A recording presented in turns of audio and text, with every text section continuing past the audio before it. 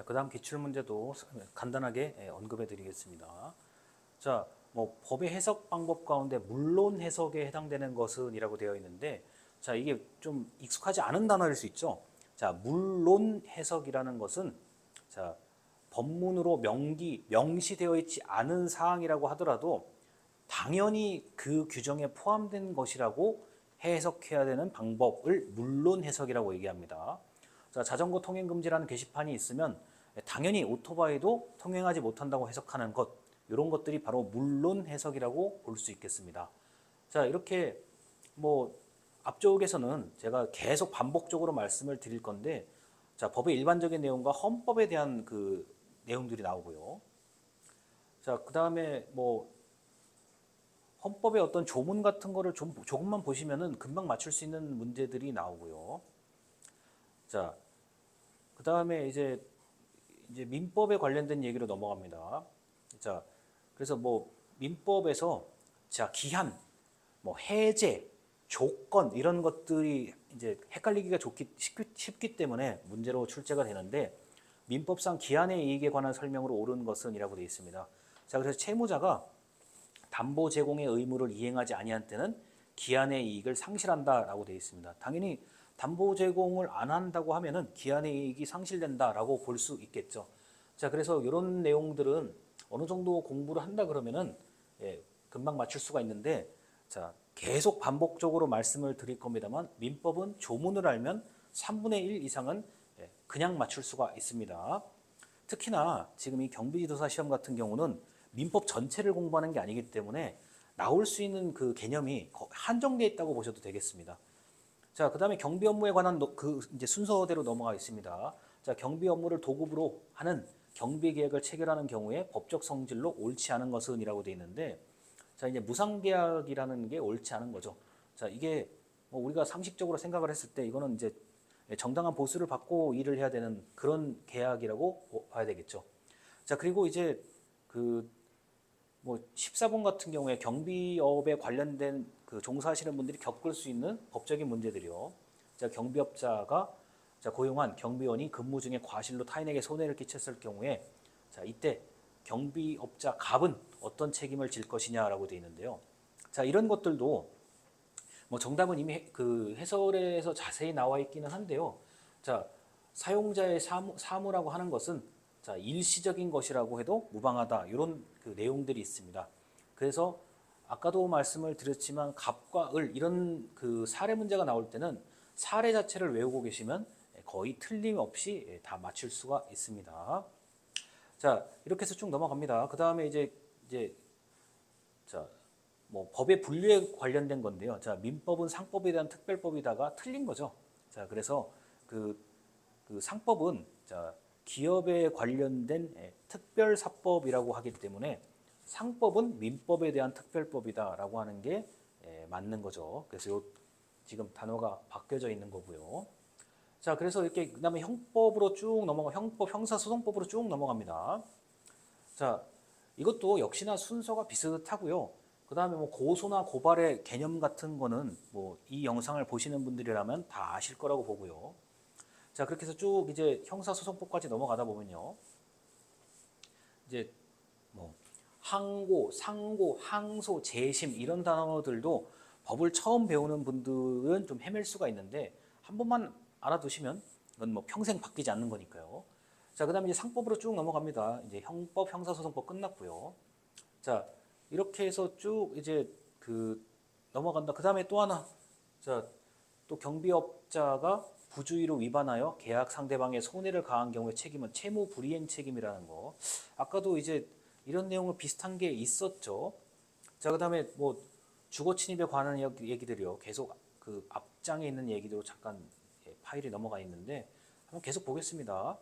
자, 그 우리가 여러 번 뭐 그 아시겠지만, 여러 번 봐서 아시겠지만 그 어느 정도 순서가 정해져 있어요. 그렇기 때문에 그 어려움 없이 푸실 수가 있고, 그 만약에 이제 이런 것들도 있죠. 뭐 근로계약 같은 경우도 자, 근로계약 전부를 무효로 한다라는 단어가 틀린 거죠. 자, 전부가 아니라 자, 그 뭐 일부분에 대해서 무효라는 것들도 있고요. 자, 그래서 아까 얘기했던 거를 조금 다시 언급을 했습니다. 자, 계속 넘어갑니다. 자, 넘어가는데 좀 시간이 걸려요. 자, 그래서 이렇게 이제 아까 얘기했던 것까지 계속 이제 하는 건데요. 자, 그 우리가 이제 법학 같은 경우는 이렇게 기본적인 얘기만 다 알고 있으면 아주 뭐 손쉽게 하실 수가 있는 거고,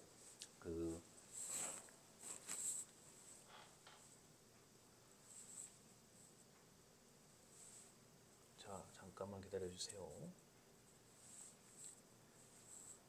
자, 이렇게 뭐 법에 대한 얘기들은 뭐 물론 해석 아까도 말씀을 드린 거고요. 자, 이렇게 법에 대한 이야기들은 어느 정도만 공부를 해두시면 거의 아마 그 똑같은 문제가 계속 반복된다는 느낌을 받으실 겁니다. 자, 기한의 이익 상실에 대한 이야기, 그 다음에 이제 사무에 관련된 거, 일시적인 것도 사무다라고 하는 거.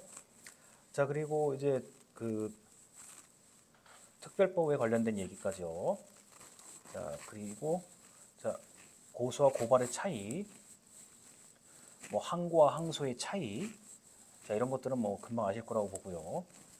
자, 그 다음에 이제 보험계약에 대한 얘기가 꼭 나오는데 이런 거는 한 번 정도만 공부하시면 금방 맞출 수가 있죠. 자, 설명 의무를 위반할 때는 보험계약자는 보험계약이 성립한 날로부터 3개월 이내에 그 계약을 취소할 수 있다. 이거는 정답을 외우면 괄호넣기를 아주 금방 풀 수 있는 문제들이죠. 자, 그래서 이렇게 숫자가 나오는 것들이 있어요. 뭐 3개월, 6개월, 1년 이런 것들은 숫자만 외우고 계시면 틀릴 일이 없습니다. 자, 이렇게 해서 이제 뭐 신분권이라는 단어가 저도 이런 단어를 참 오랜만에 보는데요. 자, 신분권에 대한 설명을 옳지 않은 것은이라고 되어 있는데, 자, 이게 자, 이런 거죠.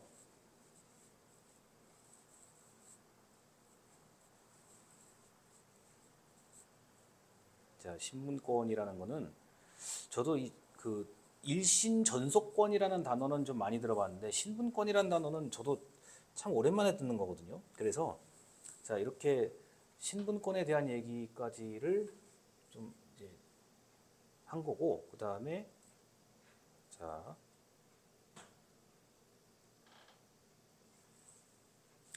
죄송합니다. 자, 그래서 이렇게까지 뭐 자, 해석에 대한 얘기 쭉 이제 넘어가고요.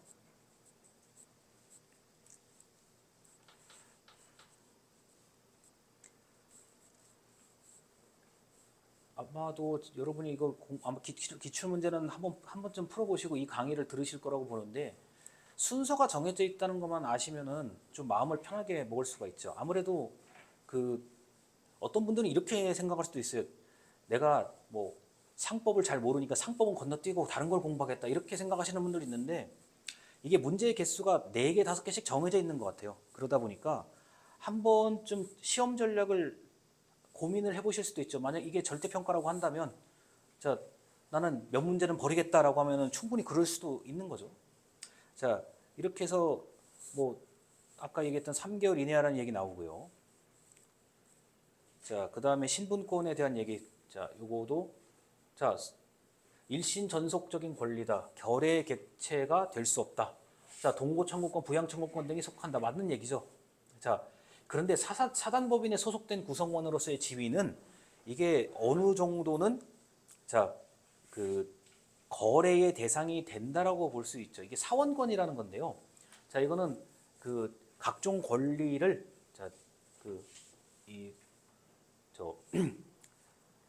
각종 권리에 대해서 이 거래가 가능하다라고 볼 수 있기 때문에 이렇게 신분권에 대한 얘기 저도 아주 오랜만에 듣는 이런 단어입니다.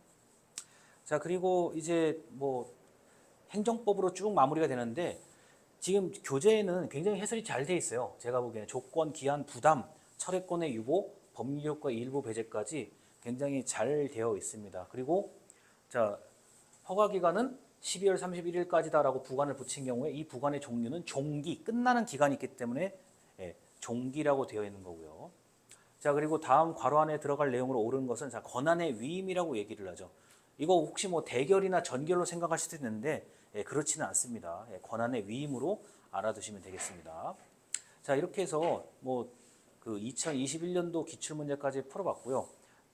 비슷하게 출제가 된다는 것에 대해서 충분히 인지하셨을 걸로 생각합니다. 자, 들어주셔서 감사합니다.